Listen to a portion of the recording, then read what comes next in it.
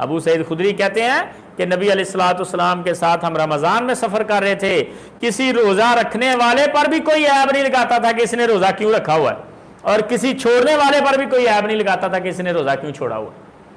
कोई रखता या छोड़ता, दोनों को इज्जत की नज़र से देखा जाता था। यह रमज़ान के रोज़ों की बात हो रही है, नफली रोज़ों की बात नहीं हो रही। रमज़ान के रोज़े नबी अलैहिस्सलाम का कोई सहाबी रखता तो सहाबी कहते इसने भी अच्छा किया, कोई छोड़ता तो सहाबी कहते इसने भी अच्छा किया। और ये सहाब थे नबी अलैहिस्सलाम के। आजकल हमारे अंदर यह बहुत बड़ा मसला है कि हम जो अमल कर रहे होते हैं हम कहते बस यही दुरुस्त है, सामने वाले का अमल वो दुरुस्त नहीं है क्योंकि हम वो नहीं कर रहे। जरा साहब बस औकात दीन इस्लाम ने एक चीज के अंदर दो दो तीन तीन ऑप्शन दिए होते हैं, कोई बंदा जो भी ऑप्शन चुन ले, आप अपनी कम इल्मी की वजह से उसको गलत ना करें।